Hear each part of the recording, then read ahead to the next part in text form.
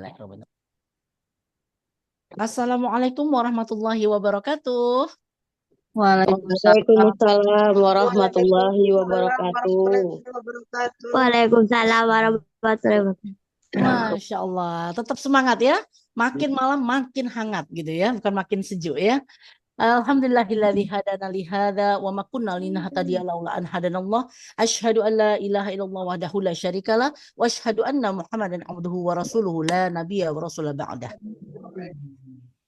Allahumma inni a'udzubika an adilla au udalla au azilla au uzalla au azlima au uzlama au ajhala au yujhala alayya wa sallallahu sayyidina Muhammad. Walhamdulillahirabbil alamin. Sahabat-sahabat sekalian, ukti-ukti filah ya, hari ini rasanya semakin sempit ya ruang gerak kita ya. Semakin menyadarkan kita bahwa hidup ini sungguh singkat. Betul apa betul? Karena itu jangan pernah kering ya sahabat-sahabat lisan kita oleh zikir kepada Allah, memujinya dan bersyukur kepadanya. Karena hanya berkat pertolongan dan petunjuk Allah sajalah maka kita masih tetap di dalam kenikmatan iman dan Islam. Ya, Masya Allah. Kita terus memohon kepada Allah agar terus diistiqomahkan. Gimana? Oke, agar terus diistiqomahkan ya hati kita kepada agama ini. Ya muqallibal qulub, tsabbit qalbi ala dinik. Ya Allah, ya teguhkan hatiku pada agama ini. Karena sahabat-sahabat hanya dengan berada di dalam Islam sajalah. Ya, saya ulangi sekali lagi. Karena hanya dengan berada di dalam Islam sajalah kita masih punya kesempatan untuk bisa selamat dari azab Allah yang sangat pedih di akhirat kelak. Karena apa? Karena orang yang kafir, tidak beriman, sudah Allah janjikan bagi mereka tempat kembali yang kekal, sahabat-sahabat, yaitu neraka jahanam. Tsumma na'udzubillah min dzalik ya. Nah, kita terus memohon ya untuk dikuatkan, diteguhkan hati kita dalam melakukan amal-amal solih, termasuk thalabul ilmi pada malam hari ini ya. Kalau tidak karena kasih sayang dan kemudahan dari Allah, ingat kemudahan dari Allah, maka akan berat, sungguh akan berat sahabat-sahabat. Ya, kita mau membaca Al-Quran satu ayat aja sehari, udah niat nih. Tapi kalau enggak dikasih kemudahan dari Allah, tidak ada kasih sayang dari Allah, percaya sama saya, lewat. Ya, lewat ya Allah ya. Hari-hari kita tuh 24 jam kayaknya sibuk banget.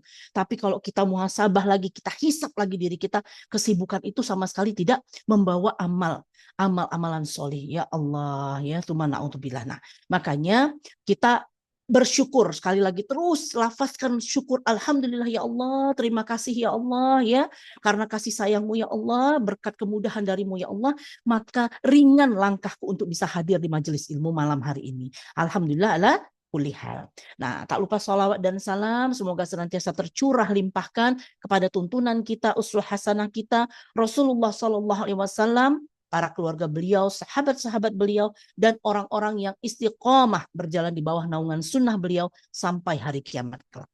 Insya Allah ya. Nah, malam hari ini materinya agak lumayan panjang, ya, makanya kita cepatin aja biar yang di daerah timur nggak kemalaman banget ya. Nah, kita akan membahas tentang pondasi iman. Ini share screen saya udah kelihatan, Bu? Belum ya? Share screen. Kok agak berbeda sekarang zoomnya ya. Masya Allah.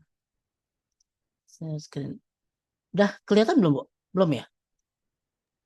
Belum, Ustazah. Belum saja.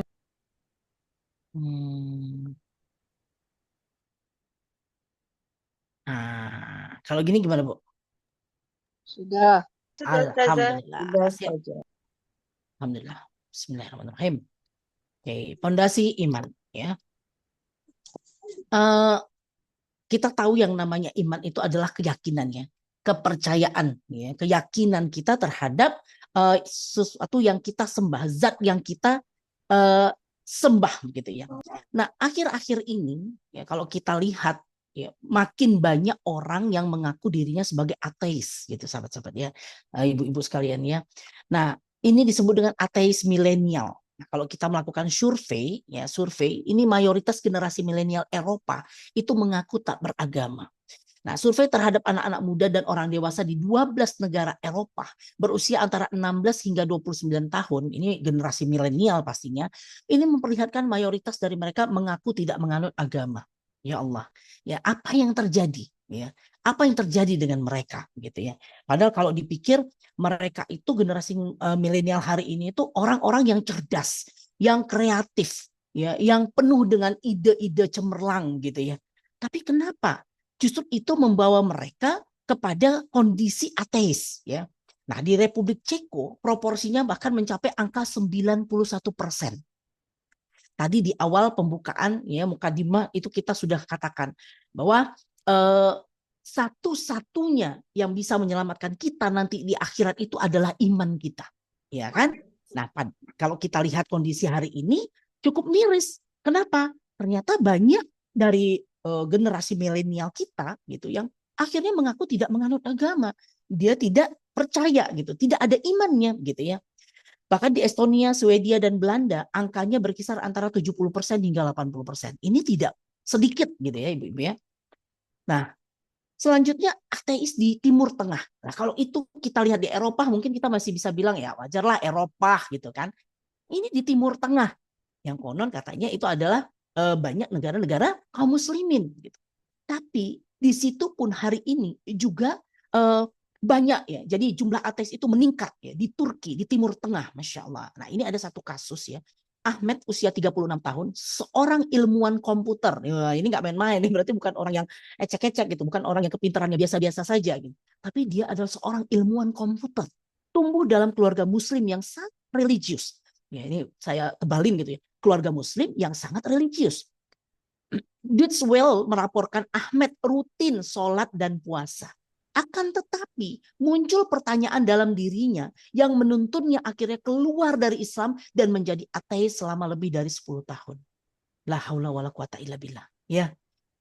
Lahir di keluarga muslim, religius, ya, rutin sholat, puasa pula, tetapi akhirnya ada pertanyaan-pertanyaan muncul dalam dirinya, justru itu membuat dia keluar daripada keimanan bahkan lebih dari 10 tahun. Allahu Akbar ya. Nah, itu Ahmed 36 tahun. Di Mesir pula berdasarkan jajak pendapat Universitas Al-Azhar Kairo yang kita tahu itu kiblatnya pendidikan Islam gitu ya. 2014 ya, sebanyak 10,7 juta orang dari jumlah penduduk 87 juta. Waduh, itu banyak ya. Mengaku ateis. Nah, di Mesir gitu ya.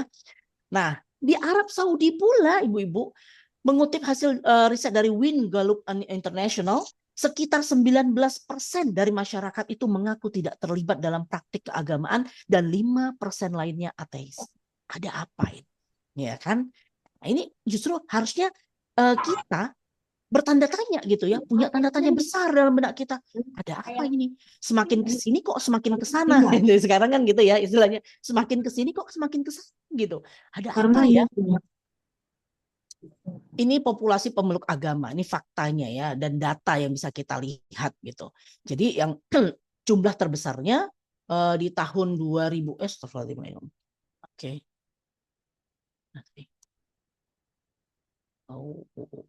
Maaf.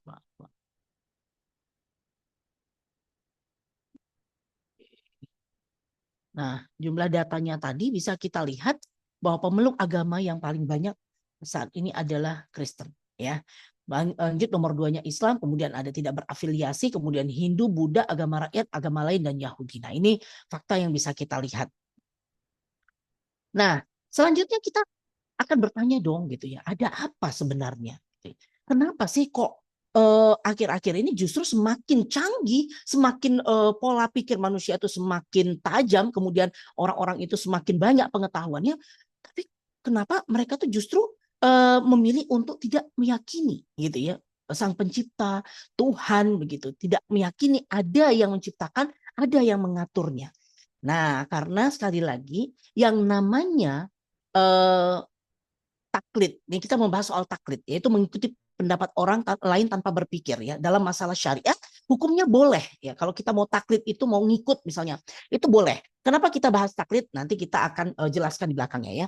Tetapi taklid dalam masalah akidah, Ibu-ibu, para imam mazhab, Imam Hanafi, Maliki, Syafi'i, dan Hambali itu sepakat hukumnya haram. Ya, dalam masalah akidah. Nanti kita juga akan bahas apa sih maksudnya akidah itu, gitu ya. Kenapa kok dalam akidah itu taklid diharamkan, sementara untuk masalah syariat taklid itu dibolehkan? Nanti kita akan bahas juga.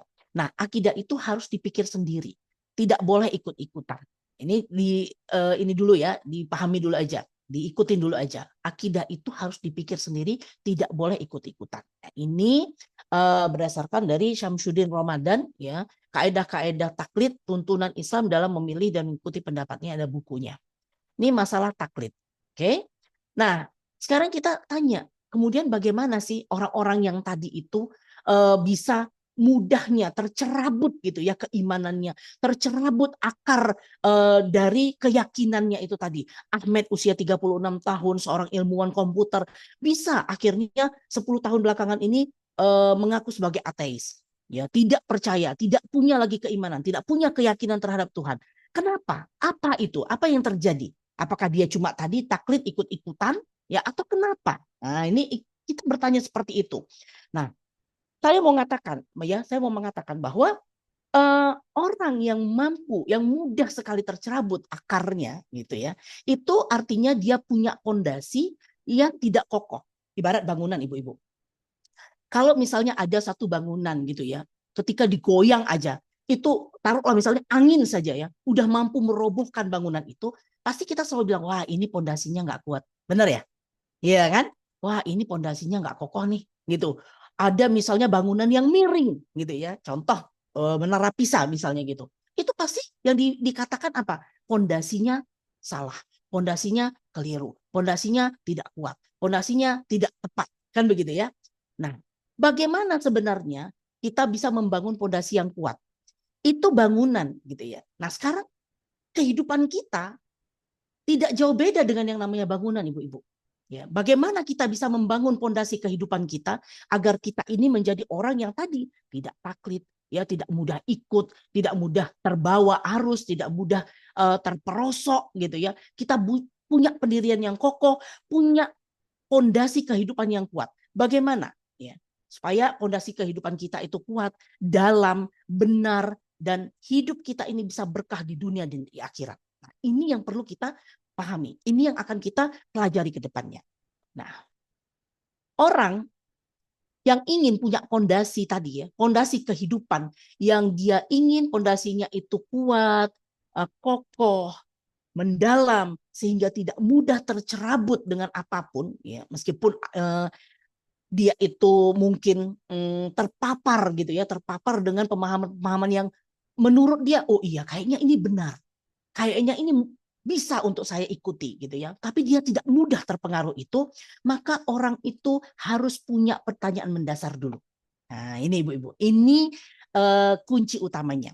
Agar kita punya yang namanya pondasi kehidupan yang kokoh, harus dimulai dari 3 pertanyaan mendasar ini. Yang pertama apa? Dari mana kita berasal? Ya. Kemudian untuk apa kita ini hidup di dunia? Selanjutnya adalah akan kemana kita setelah meninggal nanti? 3 pertanyaan mendasar inilah yang nanti insya Allah menjadi pondasi, ya, pondasi dalam kehidupan kita, yang nanti akan mampu membuat pondasi itu kuat, kokoh, dalam, ya, dan benar. Oke, jadi pertanyaan mendasar yang harus kita miliki untuk punya pondasi adalah 3 pertanyaan ini. Dari mana kita berasal? Untuk apa kita hidup di dunia dan akan kemana kita setelah meninggal nanti. Nah, kalau saya tanya ibu-ibu gitu ya, lahir ke dunia ini misalnya Bu Tri lah ya, punya badan yang tingginya segitu. Itu kemauannya Bu Tri atau kemauan siapa kira-kira? Kemauan Bu Tri? Allah. Oke. Nah, Bu Fitri lahir dari orang tua yang saat ini, ya, namanya saya nggak tahu ya.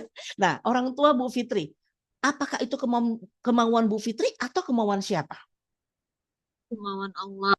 Allah jawabannya. Oke, nah kita lebih mendasar lagi ya, biar ini benar-benar tancep gitu. Kenapa sih harus jawabannya itu, gitu ya? Apakah pernah kita meminta untuk hidup di dunia dan menjadi manusia seperti sekarang ini? Enggak ya. Apakah bentuk fisik, tempat, waktu kelahiran, juga orang tua yang melahirkan kita itu kita sendiri yang menentukan? Juga jawabannya tidak. Ya, mungkin kalau saya ditanya pengen orang tua yang seperti apa gitu ya, ya tentu seperti yang sekarang. Saya nggak mau diganti. Oke. Nah, tapi kalau misalnya ditanya pengen lahir di mana gitu, oh bisa jadi, oh pengen juga ya lahir di Eropa gitu kan, mancung gitu ya, tinggi, kulitnya putih gitu. Tapi nggak bisa. Ya, karena fisik, tempat, waktu kelahiran, juga orang tua yang melahirkan kita, itu bukan kita sendiri yang menentukan. Dan adakah yang telah berkuasa untuk menghadirkan kita di dunia ini pada waktu dan tempat yang kita tidak punya kuasa atasnya? Tentu jawabannya A, ada. Siapakah dia? Itu nanti yang akan kita bahas juga. Nah, jadi kita harus berpikir nih, kita gunakan gitu ya akal, kita pikir, oh iya ya, aku nggak pernah minta loh hidup di dunia ini seperti sekarang gini loh. Ya, aku juga nggak minta fisik kelahiranku seperti ini, orang tuaku seperti ini, juga nggak minta. Lalu siapa ya yang menentukan itu? Siapa yang udah berkuasa membuat aku lahir seperti ini, menjadi orang seperti ini? Nah, itu harus punya tanda tanya itu. Ya. Nah, kita dan binatang, apa bedanya? Apakah kita hidup di dunia ini hanya sekedar untuk mencari makan, ibu-ibu? Hanya sekedar mengejar pasangan, ya, mengupayakan tempat tinggal yang mapan, melahirkan anak keturunan. Setelah itu selesai karena kita sudah masuk kuburan? Enggak kan ya? Nah, kalau hanya untuk itu, ibu-ibu, ya, kita hidup. Apa bedanya kita sama binatang, sama burung yang kita pelihara, ya? Apa bedanya kita dengan kucing yang kita sayang-sayang, gitu kan? Ya, nggak ada bedanya gitu. Kenapa? Mereka nggak punya pikiran juga, gitu kan? Kalau misalnya mereka juga sama, punya hanya untuk makan, cari pasangan, tempat tinggal, keturunan, gitu kan? Terus mati deh. Nah, lantas selama kita hidup di dunia ini tugas penting apa sih yang harus dilakukan? Nah, ini harus jadi pertanyaan besar juga bagi diri kita. Ya, ada tugas penting apa sebenarnya? Aku dilahirkan ke muka bumi ini. Tuh ya, tadi. Nah, setelah kematian, ini juga harus jadi tanda tanya, ya kan? Ketika nanti kita menemui kematian, selesaikah kehidupan kita atau ada lagi kehidupan setelah kematian? Tadi ya, 3 pertanyaan mendasar. Aku dari mana? Ya kan?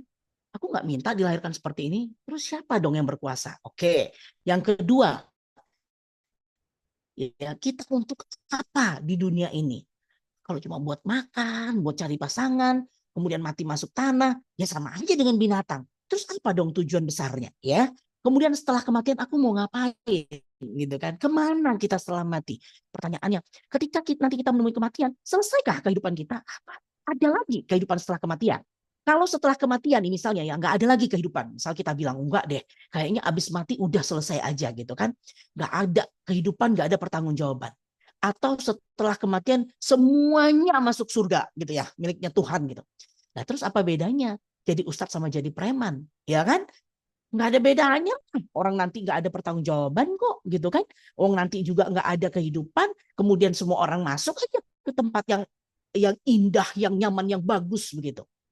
Wah, tanya lagi nih. Berarti setelah kematian ini ada apa? Gitu kan? Setelah kematian ini kemana?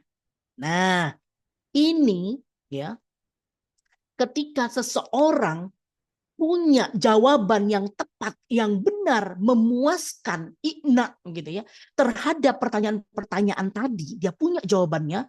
Dia ini dari mana, untuk apa di dunia, karena dia nggak mungkin sama dengan binatang gitu kan. Kemudian kemana setelah mati, karena pasti beda dong orang jadi ustadz yang baik dengan orang yang nendang istrinya gitu kan. Meskipun dia sama-sama Islamnya, pasti beda lah, masa sama sih gitu kan. Nah, jawaban yang benar dan memuaskan dari pertanyaan ini, itulah nanti ibu-ibu yang menjadi landasan dan panduan yang jelas bagi kita untuk melangkah di dalam kehidupan. Ya, nah ini dia. Jadi kalau ditanya, oh kamu tuh kok ikut-ikutan sih gitu ya. Kalau kita udah punya jawaban yang tepat dari 3 pertanyaan mendasar yang tadi, kita nggak mudah untuk taklid, nggak mudah untuk ikut-ikutan. Kita melangkah dalam kehidupan ini juga benar, jelas panduannya. Oke? Nah, dari mana manusia berasal? Ini pertanyaan pertama ya. Jawaban seorang muslim samalah seperti tadi. Ibu dari mana? Siapa yang menciptakan? Siapa yang pengen bentuknya ibu seperti itu? Siapa yang pengen orang tuanya ibu seperti itu? Pasti seorang muslim jawabnya apa? Dari Allah. Kan gitu ya. Nah, kenapa kita harus beriman kepada Allah? Terus kenapa kita harus yakin kalau yang menciptakan kita itu Allah? Kenapa kita bisa percaya bahwa Allah nanti yang akan mengatur kita? Nah, itu juga harus ada pertanyaan. Kenapa kok bertanya begitu?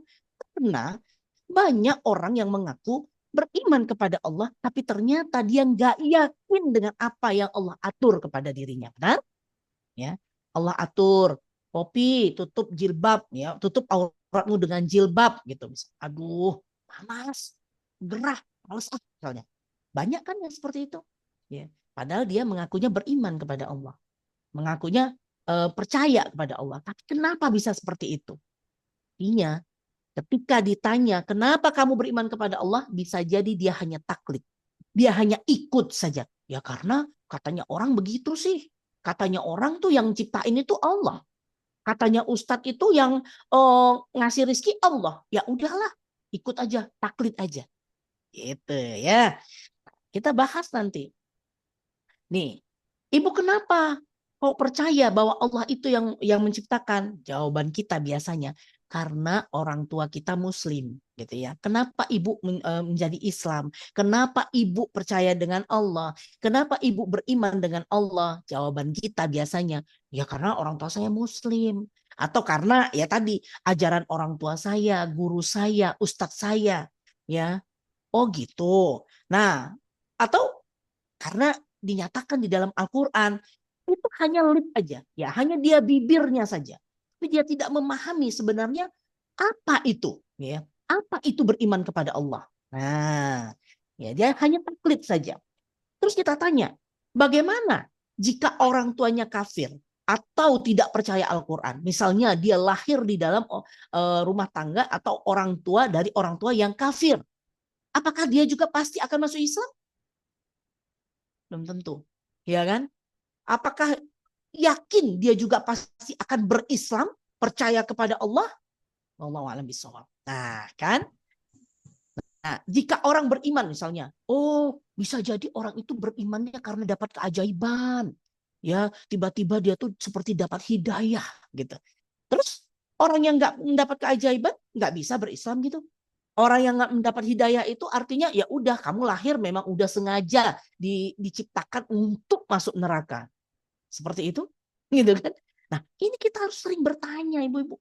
Ya, kita harus punya pemikiran kritis seperti itu supaya pondasi kehidupan kita tadi, ya, iman itu tadi bisa kokoh, bisa kuat, bisa mengakar dia seperti pohon.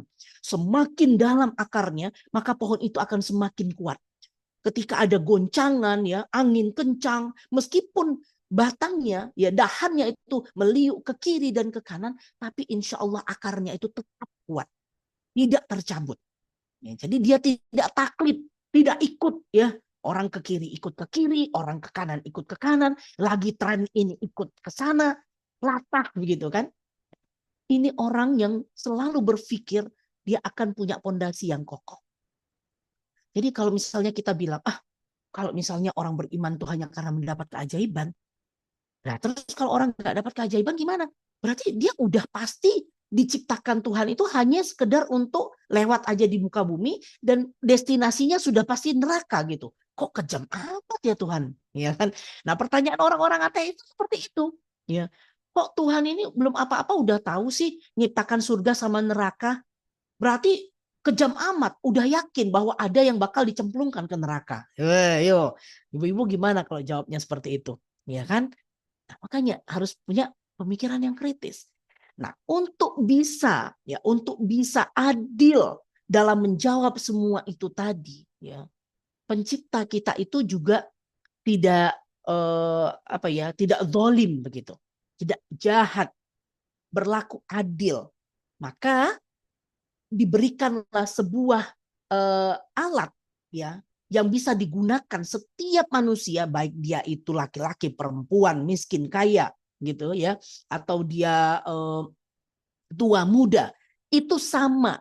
Dia bisa menggunakan alat ini dan ini adalah standar yang sama agar orang itu mampu untuk berpikir dengan tepat dan benar, yaitu akal. Nah, ya. Tuhan itu ketika menciptakan manusia udah sepaket gitu ya dengan akalnya. Dikasih standar akal yang sama untuk bisa berpikir, ya aku ini dari mana, untuk apa aku diciptakan, dan mau kemana aku setelah kematian. Diberikanlah akal. Nah, apakah manusia itu ada dengan sendirinya? Ya kan? Nah, ini kita akan bertanya lagi. Apakah manusia ada dengan sendirinya? Kira-kira jawabannya apa, Bu? Bisa nggak, Bu Lia, tiba-tiba keluar aja gitu? Tiba-tiba muncul aja di muka bumi. Bisa nggak, Bu Lia? Kayak ada film kali gitu ya, film tiba-tiba udah ada orangnya gitu muncul gitu kan ya. Tiba-tiba udah tua aja gitu, nggak tahu kapan bayinya gitu kan. Nah, Tak bisa setiap saja. nggak bisa, oke ya. Setiap bayi manusia itu pasti dilahirkan oleh seorang ibu yang manusia. Nah, ini penting. Ya, kenapa saya bilang ibu manusia? Nanti juga akan terjawab. Sang bayi tidak akan bisa apa-apa, bahkan bisa meninggal dunia jika tidak ada yang merawat atau memberikannya makan dan minum. Apakah manusia pertama berasal dari evolusi monyet? Ya kan? Nah, ada dengan sendirinya dalam wujud bayi atau ada yang menciptakan dalam bentuk yang sudah sempurna atau dewasa. Nah, kita dulu, saya mungkin ya, kalau ibu-ibu nggak, wallahu alam, dapat juga nggak ini pemahaman seperti ini. Dulu saya ingat banget waktu di SD SMP sebelum saya mengkaji Islam kafah, saya percaya gitu bahwa manusia itu berasal dari evolusi monyet. Luar biasa ya. Ya, percaya aja gitu. Oke, teori Darwin begitu kan ya. Percaya ya, bahwa itu suatu yang ilmiah gitu. Nah, itu didapatkan dari proses yang cukup dan cukup komprehensif ya. Manusia tidak ada yang menciptakan. Ini bagi evolusi monyet tadi ya, manusia tidak ada yang menciptakan tapi berasal dari evolusi monyet. Benar enggak gitu ya. Nah, ini harus kritis gitu berpikirnya. Zaman dulu sih bahkan sampai saya kuliah saya ingat banget ya, karena ya udahlah gitu, nggak usah ngapain sih mikirin yang itu. Pokoknya dibilang manusia itu berasal dari monyet, ya udah yakin aja. Toh itu ilmiah, toh itu penelitian, ya kan? Ya, percaya aja gitu.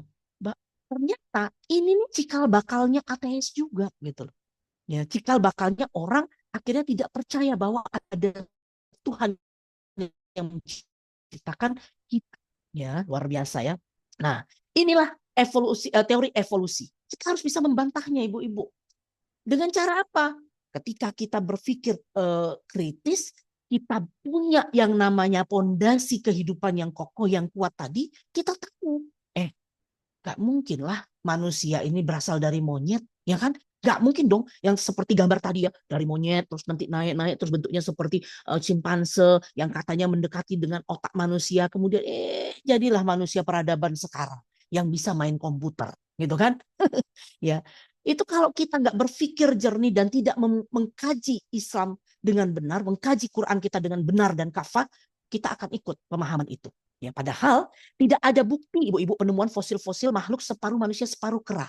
Artinya kalau misalnya tadi betul ya ada evolusi, pasti kan ada tuh ya manusia yang separuh kera separuh manusia. Ya. Nah ini misalnya ini contoh ya yang nomor 3, ini kan dari kera nih. Nah, kemudian keranya agak naik, kemudian ada yang udah menyerupai manusia gitu kan. Nah, kalau pada saat itu ada yang fosil-fosil yang wujudnya itu adalah setengah kera dan setengah manusia, benar nggak? Ya, tapi ternyata kan nggak ada gitu loh, nggak ada ditemukan fosil-fosil yang separuh manusia separuh kera. Nah, yang kedua, fosil tengkorak dari satu ras berbeda dengan fosil tengkorak dari ras yang lain. Jadi ada misalnya ras Mongolia ya dengan ras Afrika, itu beda dia, gitu kan? Tengkoraknya tuh udah beda dari ras yang satu dengan yang lain. Nah, kalau kita bilang manusia semua tuh dari evolusi monyet, ya otomatis nggak ada perbedaan dong tiap ras. Nah, ini ya cara berpikir yang kritis. Nah, pada penggalian sebuah gua di Spanyol ditemukan fosil seorang anak yang hidup 800.000 tahun yang lalu. Bayangin 800.000 tahun yang lalu, ya kalau kita bilang itu berarti pada saatnya kera berevolusi gitu kan. Nah, padahal ditemukan fosil anak itu yang meninggal itu, wajah anak ini memiliki bentuk serupa dengan anak-anak masa kini. Nggak sama dengan monyet justru, gitu kan. Nah, mana dong yang dikatakan manusia itu berasal dari monyet. Kemudian evolusi tidak dapat menjawab pertanyaan apa suatu berkaki 4 memutuskan untuk berjalan hanya dengan 2 kaki. Sekarang kalau kita bilang kera itu kan dia punya 4 ya, dia jalan dengan 4 kakinya ya kan, gitu ya. Pernah kita lihat kera lah ya monyet, dia jalan dengan 4 kaki. Kalau tiba-tiba dia itu memutuskan aku mau jadi manusia deh, kan pasti dia jalannya dengan 2 kaki ya. Dan itu tidak akan mudah. Sama seperti kita yang jalan 2 kaki kemudian kita memutuskan untuk jalan 4 kaki. Kira-kira lebih mudah apa lebih sulit? Pasti lebih sulit. Ya, jadi akan menghabiskan energi 2 kali lebih banyak jika mereka mencoba berjalan berbeda dari postur alamiahnya. Kita akan lelah ibu-ibu jalan dengan 4 kaki. Ya, meskipun kan tadinya 2 kaki jadi 4 harusnya lebih cepat dong. Gitu. Tidak. Ya, kalau kita mencoba berjalan berbeda dari postur alamiah kita akan 2 kali lebih banyak membuang energi. Nah, kera tidak punya akal, sementara manusia punya akal. Maka evolusi ini menolak adanya pencipta. Jadi kita nanti kalau misalnya ketemu dengan orang-orang yang membahas tentang manusia ini kan dari evolusi monyet. Kita udah tahu.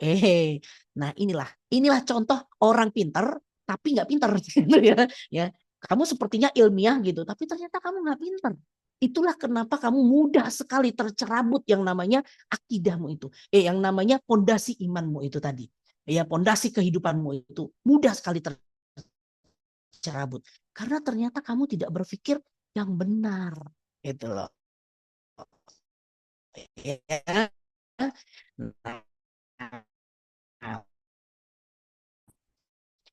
Nah, kalau boneka katak aja ada yang buat, maka seekor katak yang punya struktur yang rumit, ibu-ibu kalau misalnya belajar biologi ya, itu kemudian bedah katak, terus dipelajari itu tubuhnya katak, mana jantungnya, mana ininya, semuanya lah ya. Itu rumit sekali, struktur tubuh rumit, itu ada yang menciptakan, ada yang membuat. Maka seekor katak yang benar, yang hidup, yang asli, dia punya struktur tubuh yang rumit, itu juga pasti ada yang menciptakan. Gitu. Kalau gedung tinggi, kita lihat itu hotel-hotel, bangunan pencakar langit, itu juga ada yang membuat, ada arsiteknya. Maka gunung yang kokoh dan menjulang tinggi pun pasti ada yang menciptakan. Ini kita harus berpikir begitu. Mungkin selama ini kita nggak pernah berpikir, kita cuma ngelihat aja. Ya udah tuh ada gunung, ya kan? Ya udah tuh ada katak, ya udah gitu. Tapi itu tidak membuat kita berpikir, siapa ini yang menciptakan? Ya. Kemudian untuk apa ini diciptakan bagi siapa? Nah, ini nggak pernah ada pemikiran seperti itu. Inilah manusia hari ini, Masya Allah. Tapi dia seolah-olah kayaknya mikirnya rumit banget. Ya, setiap hari kalau ditanya, aku stres Bu. Kenapa? Ustazah, saya stres, depresi saya, banyak pikiran. Oh ya, mikir apa? Oh, mikirnya kayaknya rumit banget. Padahal hal mendasar dari pondasi kehidupannya dia tidak pernah pikir. Ya, dia tidak pernah pikir, siapa yang menciptakan ini ya? Untuk apa ya diciptakan? Nggak pernah. Ya, nah sekarang malam ini ayo kita coba berpikir mendasar. Kalau rumah yang kita tinggali, Bu, pasti ada yang membuat. Maka bumi yang kita tinggali ini pun dengan segala ketepatan perhitungannya pasti ada yang menciptakan. Ya, saya pernah membaca suatu artikel begitu ya. Kalau bumi kita ini kita tinggal di bumi kita ini keluar 0,0000, ada 6 apa 7 gitu ya. 1 mili gitu dari porosnya, 0,00001 mili dari porosnya itu kan kecil sekali ya, sedikit sekali. Itu maka kita akan terbakar. Kita akan membeku kalau keluar. Tapi kalau kita mendekat ke matahari 0,0001 itu tadi, kita akan terbakar. Ya Allah, lantas siapa ini yang mengatur bumi kita ini tetap berada di porosnya, tidak keluar sampai 0,001 mili, bahkan tidak mendekat ke matahari sebesar 0,001 mili. Siapa? Ini mikir gitu kan ya. Harusnya berpikir ke sana gitu. Nah, orang Badui Ini luar biasa nih orang Badui. Ya, kalau kita lihat tahu di Arab sana, suku Badui ini dianggap suku yang terbelakang lah begitu ya. Pemahaman mereka, pemikiran mereka tuh rendah sekali. Tapi pemahaman yang rendah mereka itu justru bisa membuat pondasi kehidupan mereka, pondasi iman mereka kokoh. Contohnya apa? Mereka katakan, tai onta, ya maaf nih, tai onta itu menunjukkan adanya onta. Dan bekas tapak kaki menunjukkan pernah ada orang yang berjalan. Bukankah gugusan bintang yang ada di langit dan ombak yang bergelombang di laut menunjukkan adanya Sang Pencipta yang maha tinggi dan maha kuasa? Ya Allah ya Rabb, ini Arab Badui yang konon katanya mereka adalah orang-orang yang terbelakang begitu. Ya, pemahamannya itu enggak cerdas, enggak ilmiah, enggak pandai seperti suku Arab lainnya. Ya Allah ya Rabb. Ya, tapi mereka bisa punya pemahaman untuk mengokohkan pondasi kehidupannya. Hari ini banyak manusia nggak seperti itu, ya. Mereka tuh lupa gitu dengan siapa mereka. Ya, kadang-kadang mereka tuh juga tanpa sadar sudah menyatakan dirinya seperti Firaun, seperti Tuhan. Aku bisa kok, aku paham, aku ngerti, gitu kan? Ya, Allahu Akbar. Ya, sampai dengan pemahaman mereka seolah-olah mereka bisa mengatur kehidupan ini. Mereka buat undang-undang, mereka buat peraturan, ya kan? Untuk apa? Mengatur kehidupan manusia. Masya Allah ya. Nah, jadi ibu-ibu, setelah kita lihat yang tadi ya bagaimana kata itu diciptakan, bagaimana ada gunung-gunung ya diciptakan begitu. Nah, itu menunjukkan, meniscayakan bahwa semua ini ada yang menciptakan. Ini dulu, ini dasar banget. Ya, ini dasar banget. Kita harus yakin dulu bahwa ada yang menciptakan. Hati-hati gitu ya. Hati-hati. Kalau kita agak ragu, ya kita ini punya keraguan bahwa ada pencipta, ada yang menciptakan kita akan mudah menjadi si Ahmed berikutnya. Na'udzubillah min dzalik, ya. Na'udzubillah, tsumma na'udzubillah. Ya, kenapa Ahmed tadi dari keluarga yang cukup religius, sholat, puasa, zakat, haji gitu ya, tapi bisa akhirnya menjadi ateis, tercerabut pemahamannya, keyakinannya, dia tidak yakin lagi bahwa ada yang menciptakan. Ya, luar biasa. Nah, artinya setelah kita lihat yang tadi, kita harus yakin bahwa semua itu meniscayakan adanya pencipta. Ya. Dari mana manusia berasal? Nah, diciptakan Allah Subhanahu wa Ta'ala. Ini beban kita. Ya, nanti kita juga akan ada pertemuan-pertemuan bagaimana sih kita lebih meyakini jauh ada lagi ya. Nah, manusia-manusia yang punya pemahaman seperti tadi ya, yang dia tahu bahwa dia ini diciptakan dan penciptanya itu adalah Allah Subhanahu wa Ta'ala, inilah hakikat manusia yang sebenarnya ibu-ibu. Ya, inilah yang dikatakan manusia yang sejati. Jadi kalau hari ini ada manusia, sosoknya betul, dia punya mata, punya telinga, dia bergerak, dia punya tangan, punya kaki gitu ya. Dia bilang saya manusia gitu. Tapi dia tidak yakin dengan adanya pencipta, itu bukan manusia. Itu disebut dengan manusia jadi-jadian. Gitu ya. Tapi manusia sejati, hakikatnya adalah manusia yang yakin bahwa dia ada yang menciptakan. Nah, manusia yang sejati tadi adalah manusia yang mengawali hidupnya dengan berpikir.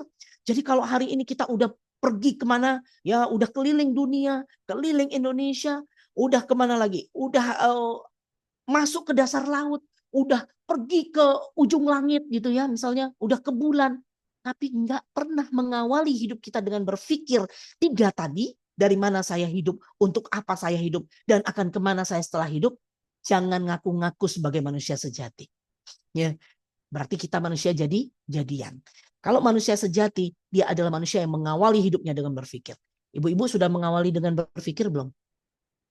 Udah ya, insya Allah saya yakin udah ya. Apalagi malam ini, insya Allah semua yang hadir malam hari ini sudah mengawali hidupnya dengan berpikir dari mana saya hidup, untuk apa saya hidup, kemana saya setelah hidup. Nah, manusia yang punya pertanyaan seperti itu, dia tidak akan menjalani kehidupannya kecuali sudah terjawab pertanyaan itu. Ya, hari ini banyak orang yang tidak tahu menjawab pertanyaan itu, tidak paham dan tidak punya jawaban yang benar. Dia menjalani kehidupannya itu, aduh ya Allah, amburadul ya. Hari ini ikut A, besok ikut B, waduh, kacau hidupnya. Jadi ibu-ibu kalau hari ini banyak menemui kehidupan-kehidupan yang berantakan, amburadul, kacau, kelihatannya di luar itu indah tapi ternyata di dalam rusak begitu ya. Nah, itu kenapa? Pasti bisa dipastikan mereka tidak punya jawaban yang benar dari 3 pertanyaan mendasar tadi. Ya. Jadi ketika dia menjalani kehidupannya tanpa berpikir 3 pertanyaan mendasar, percaya sama saya, hidupnya itu mudah rusak dan mudah merusak. Ya. Kenapa? Karena jawaban itu tadi ibu-ibu itu menjadi pengikat. Pengikat dari mana? Seluruh pemikirannya, seluruh perasaannya, dan seluruh perbuatannya. Oke? Nah, dan semua pertanyaan itu tadi, jawaban itu tadi, itu adalah akan menjadi pengikat atau akidah bagi manusia. Nah, tadi kita udah bahas di awal ya, bahwa yang namanya akidah itu tidak boleh taklid, tidak boleh ikut-ikutan. Ya, jadi yang menjadi pengikat bagi pikiran kita, perasaan kita, perbuatan kita, itu tidak boleh ikut-ikutan. Jadi misalnya, Popi, ngapain kamu sholat 5 waktu? Toh hidup kamu tuh susah aja, kamu nggak kaya-kaya gitu kan. Wah, malah tambah sumpek kamu, malah tambah susah. Ya anaknya banyak, nggak bisa nyekolahin, hidup makannya susah. Ya kamu ngapain? Udah deh, nggak usah pakai sholat, gitu kan? Nah, pemikiran nih. Terus perasaan, iya juga ya. Aku udah sholat 5 waktu, udah berdoa siang dan malam, tapi kayaknya nggak diterima nih, Tuhan nggak ngabulkan. Akhirnya perbuatannya apa? Tadi melenceng, ya. Kemudian melakukan perbuatan-perbuatan yang tidak sesuai dengan aturan. Nah, karena akidahnya, pengikatnya itu tadi tidak kuat, ya kan? Nah, pengikat atau akidah itulah yang menjadi pondasi bagi kehidupan kita. Inilah akidah. Pemikiran menyeluruh tentang alam, manusia dan kehidupan, apa-apa yang sebelum dan sesudah kehidupan, serta tentang hubungan kehidupan dunia dengan kehidupan sebelum dan sesudahnya. Inilah akidah. Jadi kita berpikir tentang alam semesta, tentang manusia, tentang kita, tentang kehidupan. Ya, kemudian sebelum kehidupan, kita ini dari mana? Setelah kehidupan, ya nanti kita mati mau kemana? Kemudian kalau misalnya aku melakukan ini di dunia, ada hubungannya nggak nanti dengan setelah dunia ini? Ya, ini nanti jawaban itu yang akan menjadi pengikat kita, pikiran kita. Setiap kita mau berpikir sesuatu, sebentar. Kalau akidahku ini mengatakan apa ya? Ya, gitu ya. Kemudian sebentar, kalau aku mau mengambil sesuatu, ya contoh misal ada makanan di depan kita. Ini lagi lapar-laparnya ini. Orang yang punya akidah yang kokoh, yang punya pondasi iman yang kuat, dia nggak akan mudah lapar nih. Udah comot aja. Enggak. Dia akan tanya dulu, sebentar. Ini makanannya udah sesuai belum ya dengan yang diatur? Kan harus halal, harus toyib gitu ya. Ini punya siapa ya? Ini makanan apa ya? Nah, itu dia akan cari tahu. Ya, inilah orang yang punya akidah yang benar, yang tepat, yang dalam, yang kokoh. Ya, dia berkeluarga, berumah tangga. Dia juga seperti itu. Aduh, sebentar. Di dalam keluarga ini aku sebagai istri, aku harus ngapain ya? Kalau aku seperti ini terhadap suamiku, tepat nggak ya? Udah sesuai belum ya dengan aturan? Aku punya anak. Ini kalau sesuai dengan akidahku ini, sesuai dengan landasanku ini, sesuai dengan keimananku, ya penciptaku mengatakan apa ya? Mengatur apa ya? Gitu. Kalau punya anak gimana ya? Oh, itu luar biasa. Ya, jadi akidah inilah nanti yang akan menuntun kehidupannya dia selama di dunia, dan dia tahu apa-apa yang dia lakukan di dunia ini nanti akan berkaitan dengan kehidupannya setelah dunia. Masya Allah, dalam ya. Nah, jawaban yang salah terhadap 3 pertanyaan mendasar tadi. Jadi kalau dia bilang, kamu berasal dari mana? Monyet misalnya gitu ya. Untuk apa di dunia? Ya udahlah, makan minum aja. Pokoknya gimana caranya kita bisa survive, ya. Yang penting jangan sampai mati, jangan sampai sakit. Terus mau kemana kamu setelah mati? Ya udah, nanti mati masuk tanah, kan reinkarnasi. Ada kan yang punya jawaban seperti itu, reinkarnasi. Ini jawaban yang mungkin keliru dan bisa menyesatkan. Nah, inilah jawaban yang salah dan menghasilkan akidah yang lemah, gitu ya. Nanti kita akan bahas lebih dalam di pertemuan-pertemuan berikutnya ya. Nah, jika pondasi atau akidah salah, maka seluruh pemikiran kita akan salah, Ibu-ibu. Ya. Jadi kalau misalnya akidah kita tadi, ikatan kita tadi, jawaban dari pertanyaan 3 mendasar tadi, oh aku dari Allah, iya. Tapi aku di dunia ini nggak tahu ya mau ngapain. Ya suka-sukalah. Kalau menurut aku bagus, aku kerjain. Kalau misalnya menurut aku nggak bagus sih aku tinggalin. Ya udah deh. Akhirnya selama di dunia ini banyak sekali perbuatan-perbuatan dia yang keliru bagi dirinya sendiri dan dia juga merusak orang lain. Ya kan? Banyak kan? Ini yang lagi rame nih kisahnya Cut Intan ya. Nah, itu kalau kita lihat tuh Muslim, suaminya juga Islam, gitu kan? Ya, kalau ditanya sholat mungkin gitu. Percaya ada Tuhan, percaya. Kamu percaya diciptakan sama Allah? Iya. Kalau ditanya, kamu diciptakan oleh siapa? Allah. Jawabannya gitu. Ya. Tapi karena dia nggak paham betul jawaban yang tepat dari pertanyaan yang lainnya, untuk apa dia di dunia dan kemana dia setelah mati, ya, maka selama di dunia ini perbuatannya itu rusak dan merusak, keliru. Ya, bisa-bisanya dia menyakiti istrinya, menyakiti anaknya. Masya Allah, subhanallah. Nah, itu cerita panjang lagi ya. Nah, itu contoh saja. Ya, bagaimana orang yang punya pondasi atau akidah yang salah, maka seluruh pemikirannya akan salah, perbuatannya akan salah, perasaannya juga akan salah. Ya, akibat dari apa? Dari menjawab pertanyaan mendasar yang salah. Nah, oleh karenanya gak bisa main-main ibu-ibu. Jangan main-main. Ya. Ini kita masih baru kulitnya aja nih, baru kulitnya aja gitu ya. Nah, jangan main-main dalam membangun pondasi ini. Jadi kalau kita bilang gitu, nggak apa-apa, yang penting kan ngaji. Nantilah, ya udah nanti aku hijrah deh, ntar aku belajar. Jangan begitu, nggak bisa main-main. Hati-hati. Ya, karena ada pertanyaan ketiga tadi, mau kemana setelah mati? Nah, itu. Jadi bagaimana sih menjawab pertanyaan akidah ini secara benar? Sih kan semua bertanya begitu kan? Terus cara jawab akidah tadi yang benar seperti apa? Ikutin terus dong materi selanjutnya. Oke. Nah, mungkin itu dulu malam hari ini ya. Nanti insya Allah kalau ada tanya jawab setelahnya saya persilahkan. Ya, lebih dan kurangnya mohon maaf. Wabillahi taufik wal hidayah. Wassalamualaikum warahmatullahi wabarakatuh. Waalaikumsalam warahmatullahi wabarakatuh. Warahmatullahi wabarakatuh. Ya, saya salfok ini dengan slide terakhir Ustazah. Tampak lebih mudah ini. Ini apa namanya pencitraan. Iya, Ya biar enggak ini kali, enggak serius kali ini. Iya, tambah malam biar tambah seger sedikit lah. Iya. Ya Allah. Ini aja lah. Baik, Ummahatillah, setelah kita mendengar kajian dari materi yang telah disampaikan oleh Ustazah ya mau Makanya. Ya. Ya, setelah kita mendengar materi yang disampaikan oleh Ustazah kita tadi luar biasa.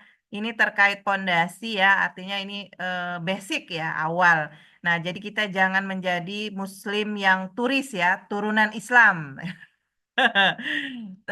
Mak bapakku kan Islam, jadi aku harus Islam. Nah, jadi kita nggak tahu ini kenapa kita harus Islam. Maka dari itu, terus ibu-ibu mengkaji Islam itu sampai seakar dari akar sedalam-dalamnya ya Bu ya. Jadi jangan separuh-separuh. Maka itu teruslah istiqomah dalam mengkaji. Baik kepada ibu-ibu yang ingin bertanya terkait materi kita pada malam hari ini. Nah, mungkin ada sesuatu mungkin yang ibu-ibu dengar yang lagi viral hari ini, berita-berita, nah boleh dipertanyakan juga ya. Masya Allah luar biasa. Silakan ibu-ibu yang ingin bertanya. Nah, ini sepertinya, atau saya yang tunjuk ini ibu-ibu. Kalau saya menjadi MC, saya akan menunjuk ini. Kalau ibu-ibu Kayak ada yang ujian bertanya. ini. Nah, bolehlah kepada Ibu Yusniati ya. Berhubung Bu Yusniati ini sama marganya dengan saya, Ustazah Lubis. Ya, baik Bu Yusniati, boleh dibuka open mic ya. Ini sepertinya ada Sarah ini ya. Iya ini. Rasis ini gimana ini? Sama semarga ini Ustazah. Aduh. Pilih kasih ini nampaknya. Nepotisme. Ya, nggak apa-apa Ustazah. Ya, Ya, kepada Bu oke Bu Yus. Yusniati, tafadhal. Assalamualaikum warahmatullahi wabarakatuh. Waalaikumsalam warahmatullahi Warahmatullahi wabarakatuh. Mengenai yang saat ini lagi sering dibahas ya Ustazah, mengenai anggota Paskib yang melepaskan hijab ya, dituntut melepaskan hijab untuk penaikan bendera di 17 Agustus gitu ya. Kalau dari segi akidah, kalau dia memang melepas itu hanya untuk sebagai anggota Paskib, berarti memang akidah ataupun fondasi akidahnya belum kuat. Nah, tapi kalau dia memang sudah kuat, saya rasa dia tidak akan melepas. Dia bahkan meninggalkan Paskib itu gitu. Jadi bagaimana sekarang ini kita menanggapinya gitu. Kalau dari ininya kan sudah adalah termasuk menurut saya apa namanya, unsur sarannya sedikit banyaknya ada dari pimpinan ataupun yang di atas itu yang menyatakan tidak boleh pakai hijab. Jadi menurut Ustazah gimana ya Ustazah untuk menanggapi fenomena ini ya sekarang? Itu aja Ustazah. Assalamualaikum warahmatullahi wabarakatuh. Waalaikumsalam warahmatullahi Ustazah mau wabarakatuh. sendiri atau kita, karena berhubung ini sudah jam 9 lewat, Ah, mungkin ada satu pertanyaan lagi nih ya, atau kita gabungkan ya Ustazah ya. boleh. Siapa yang ingin bertanya ini? Siapa lagi? Atau saya tunjuk lagi nih ya. Ya, kepada Ibu Rika. Nah, boleh Ibu Rika? Terkait materi tadi. Nah, terkait bagaimana hijrah, misalkan Ibu. Bu Rika ini salah satu binaan kami Ustazah, tapi secara Zoom. Dan beliau masih dalam pembinaan gitu. Kepada Bu Rika, silahkan. Assalamualaikum Ustazah. Waalaikumsalam warahmatullahi wabarakatuh. Sekarang selain dari pembahasan Paskibra tadi kan yang lagi boomingnya nih Ustazah, tentang gempa megatrust Ustazah. Itu sebagai orang Muslim gitu, apa yang harus kita perkuatkan Ustazah untuk menghadapi musibah yang dibilang bencana besar Ustazah itu? Karena lumayan resah juga ya Ustazah ya. Dengan akidah yang belum kuat, iman yang masih juga kadang suka naik turun gitu. Kasih itu aja Ustazah. Ya. Ya Allah. Dua pertanyaan ya, luar biasa Ustazah. Luar biasa, luar biasa. Sudah mulai arah ke pemikiran. Mantap. Sudah diarahkan ini bagaimana pemikiran mereka Ustazah. Nah, Sip, semakin luar cerdas. biasa. Ya, kepada Ustazah, silakan penjelasannya. Masya Allah luar biasa. Nah, ini saya mau kebalik lah ya, jawabnya dari nomor 2 dulu lah tentang megatrust lah ya. Nah, megatrust ini memang sekarang lagi diperbincangkan banget. Bahkan tadi ini saya sama suami udah mulai gini ya. Ini ya kita bukan percaya nggak percaya, tapi memang ya harus yakin bahwa akan ada kehancuran nanti terhadap alam ini gitu kan. Apalagi kejadian-kejadian hari ini yang penuh dengan kemaksiatan, Allah sudah katakan gitu ya, akan siap ditimpakan azab gitu dengan kemaksiatan-kemaksiatan yang berlaku di muka bumi ini ya Allah gitu. Dan kita dipertontonkan dengan segala kemaksiatan itu tuh telanjang gitu ya, udah nggak ada hijab lagi, udah bener-bener ya Allah ya Rob gitu. Yang namanya sekarang maaf ya kondom itu sudah jadi apa ya, suatu produk yang massal begitu ya. Bahkan sudah dijatuhkan undang-undang untuk dibagikan secara legal begitu ya.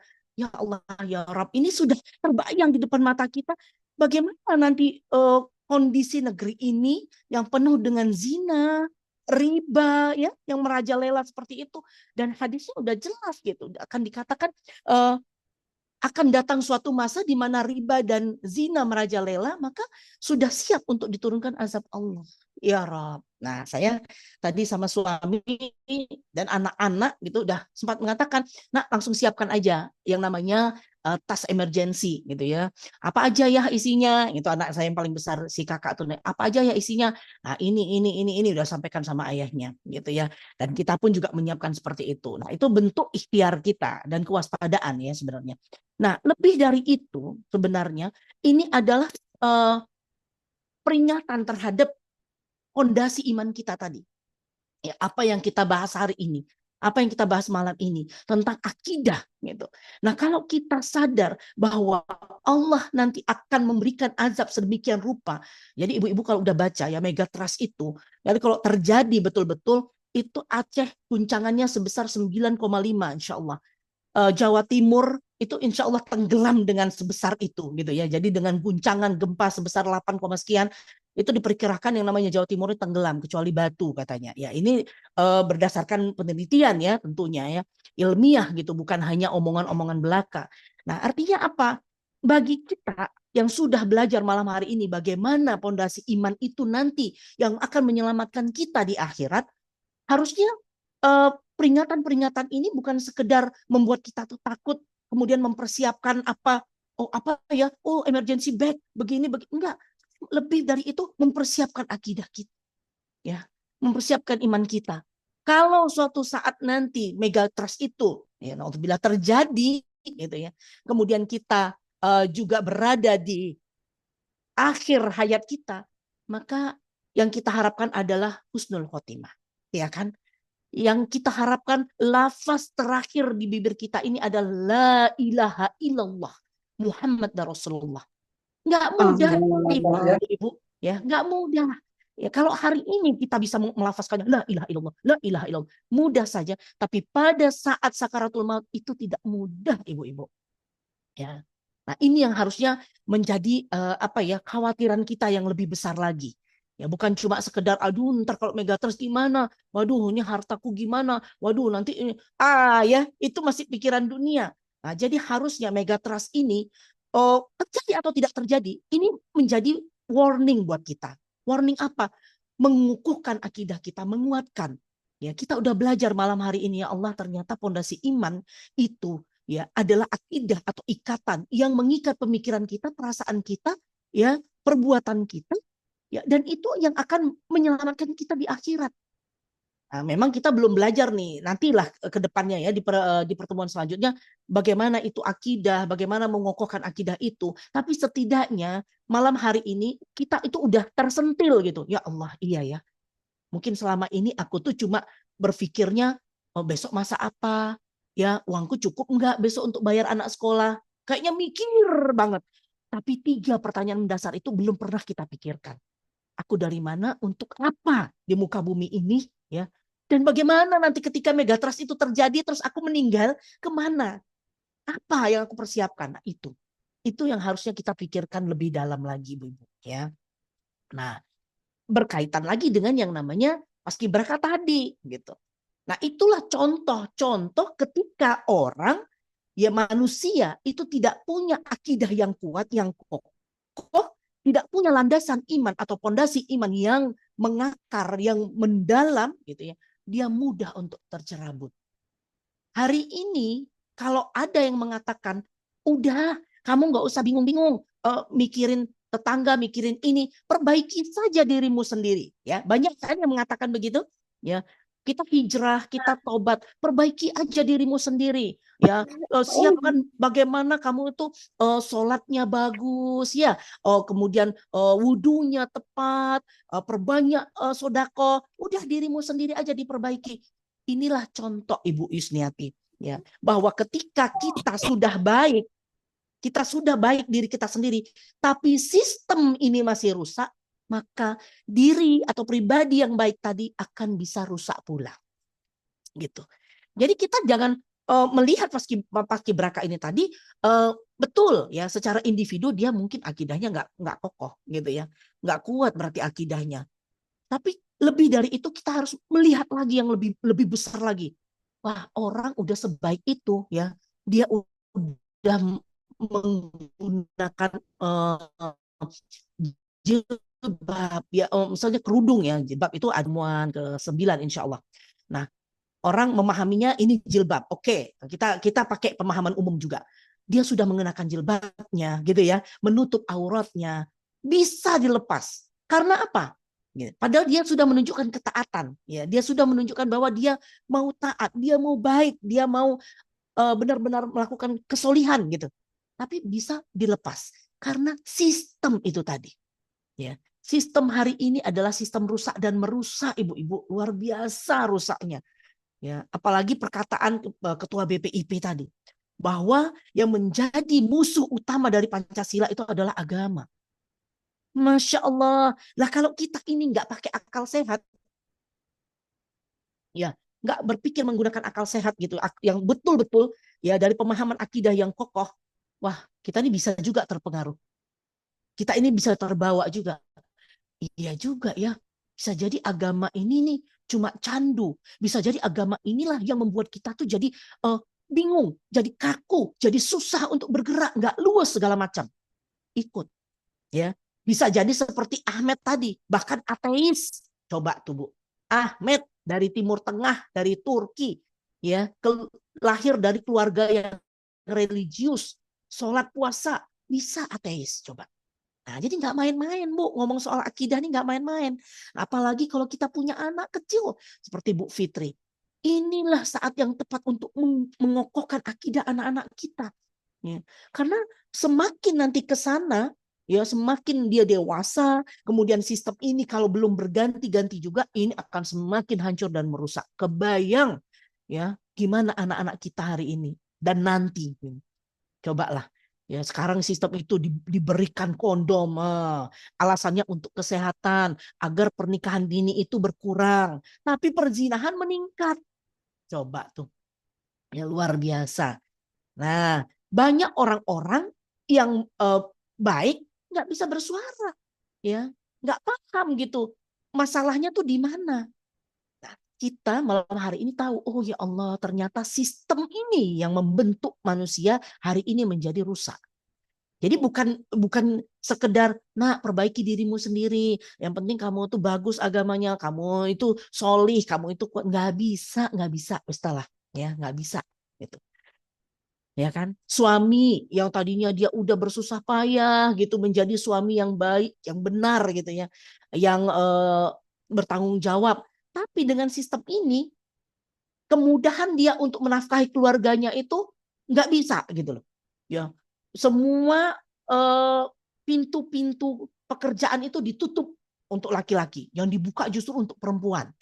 Akhirnya kepala keluarga itu banyak yang di PHK, nggak dapat kerja, ya, nggak bisa menafkahi keluarga. Bukan dia malas, bukan dia nggak mau, tapi sistemnya seperti itu. Ngeri nggak tuh? Ya, sama seperti tadi paskibraka itu, ya kan? Nah itu sistem, coba bayangin Bu. Jadi ketika sistem itu bilang nggak boleh, individu yang sekuat apapun tadinya enggak, aku mau tetap mau pakai jilbab, ya sudah, kamu kalau mau pakai jilbab pulang, misalnya gitu ya. Waduh, dia berpikir lagi, aduh kalau pulang ntar malu, ntar ini segala macam, masih akidahnya itu masih belum kuat ya. Jadi yang namanya harapan dia itu tadi hanya ridho manusia, bukan ridho Allah. Nah, dia akan malu, akan susah. Ya udah deh, mau nggak mau. Ya, akhirnya buka gitu kan. Akhirnya menyerah dengan sistem itu tadi. Nah, gitu ya Bu ya.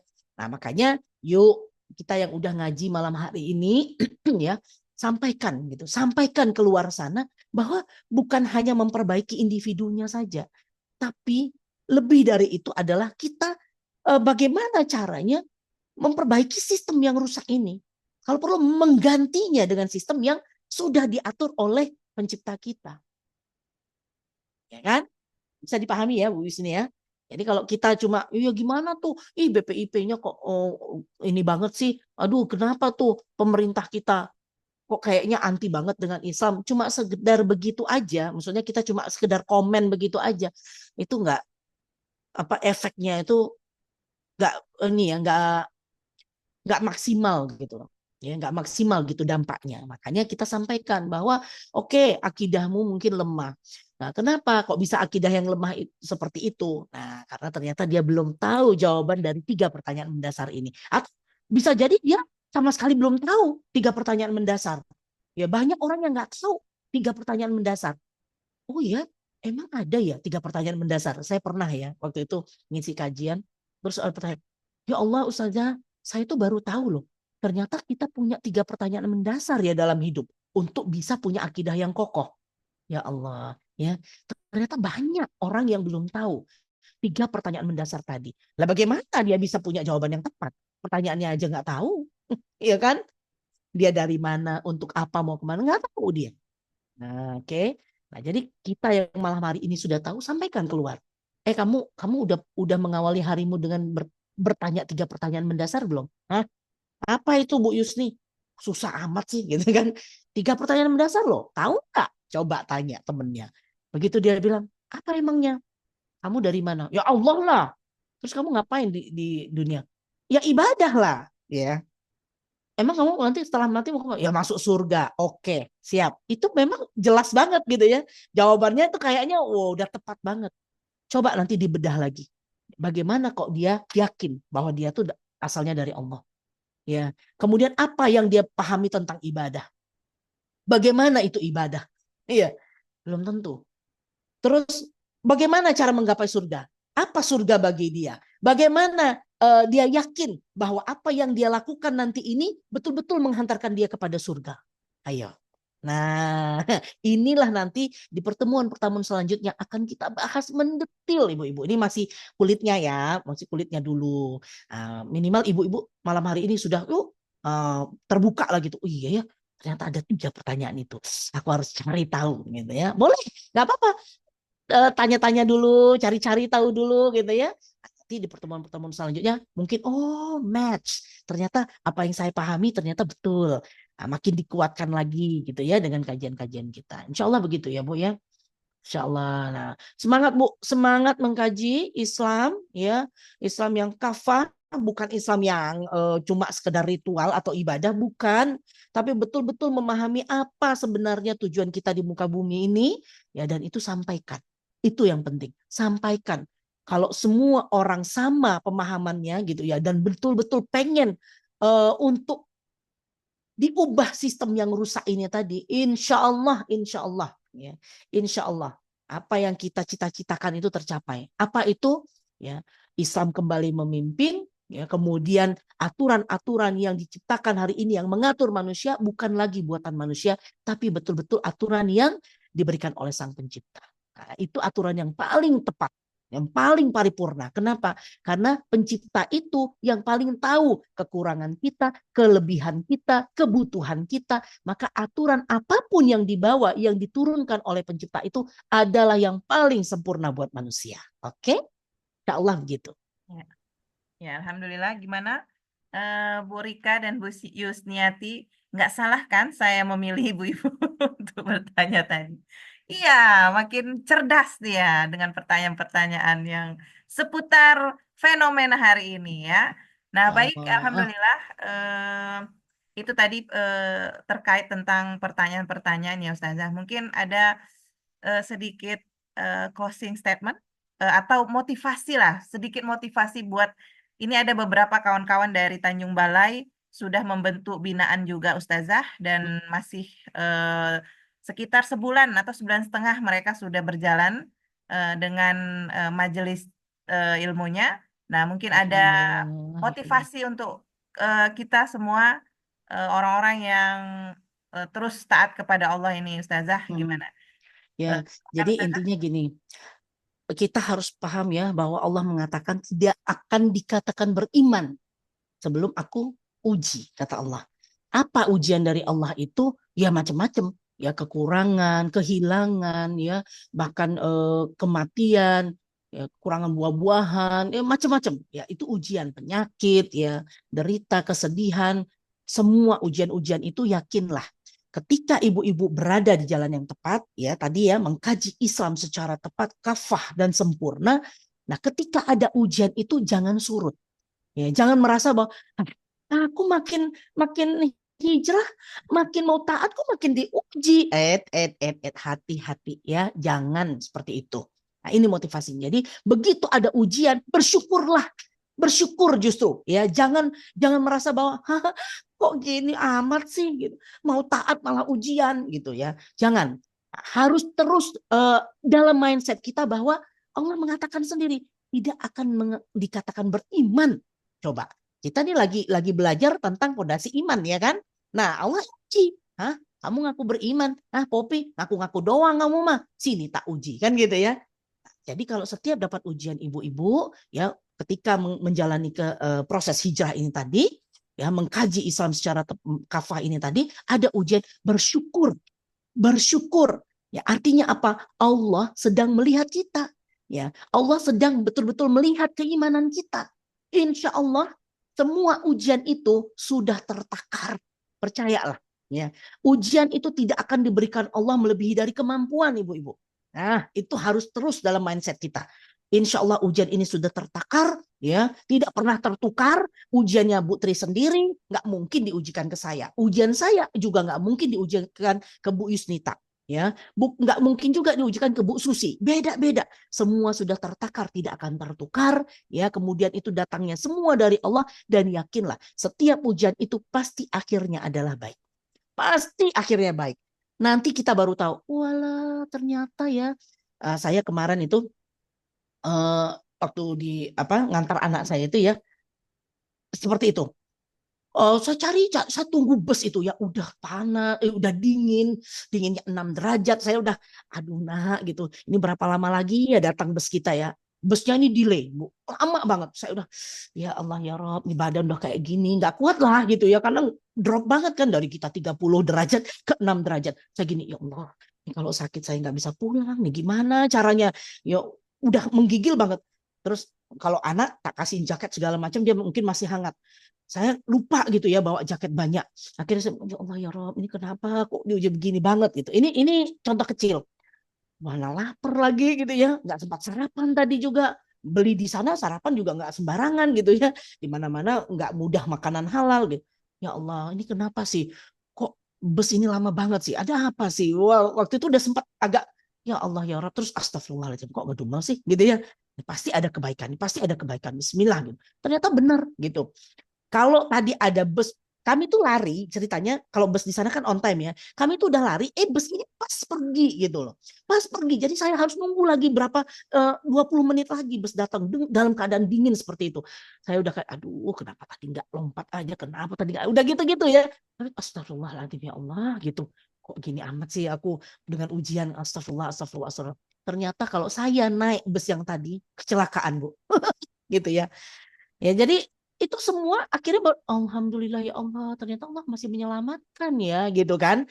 Nah kita kadang-kadang pada saat ujian itu datang kita suka ngerasa jeleknya aja ya kan. Kenapa sih ini kok gini sih, aduh berat banget gini segala macam. Padahal ketika itu kita lalui kita baru tahu ternyata indah juga ya. Alhamdulillah ya gitu kan. Nah, artinya setiap ujian yang datang akhirnya pasti indah ibu-ibu. Ya, mungkin itu motivasi dari saya. Ya, jadi ibu-ibu tetap di dalam mindset bahwa semua yang Allah berikan kepada kita itu adalah kebaikan. Ya, kullu khair. Ya, Insya baik. Allah. Insya Allah kita istiqomah ya. Memang istiqomah itu berat. Yang ringan itu apa Bu? Istirahat. Ya, baik Ibu-Ibu. Alhamdulillah kajian kita sudah berakhir. Insya Allah minggu depan dengan tema yang berbeda dengan Ustazah Rindi. Eh, Jangan lupa diajak teman-teman ya, saudara-saudaranya ikut kajian. Jadi ibu-ibu yang mau dapat transferan pahala boleh diajak-ajak ya, dapat pahala jariah nih gitu ya. Nah, jadi semangat untuk terus mengkaji Islam, untuk terus kita taat kepada Allah. Mudah-mudahan dimudahkan kita untuk berkumpul di surganya Allah kelak. Amin, amin. So, syukran jazakillah khair kepada Ustazah Popi ya. Kami selalu mendoakan guru kami agar selalu sehat. Semoga Ustazah dan keluarga terus dimudahkan dalam segala urusan maupun zahir dan batin ya Ustazah ya. Nah baik ibu-ibu kajian kita sudah berakhir, kita akhiri dengan istighfar 3 kali dan doa kafaratul majelis dan hamdalah. Astagfirullahaladzim, astagfirullahaladzim, astagfirullahaladzim, subhanakallahumma wa bihamdika, asyhadu an la ilaha illa anta, astaghfiruka wa atubu ilaik. Alhamdulillahirabbil alamin. Ya kami segenap panitia pada malam hari ini kalau ada kata-kata khilaf, salah dan kurang berkenan di hati ibu-ibu, kami mohon maaf dan Kami mohon ampun kepada Allah Subhanahu wa taala. Kami akhiri kajian kami ini dengan wabillahi wal taufiq wal hidayah. Wassalamualaikum warahmatullahi wabarakatuh. Waalaikumsalam Waalaikumsalam warahmatullahi wabarakatuh. warahmatullahi wabarakatuh. Sehat-sehat semuanya. Syukran Ustazah.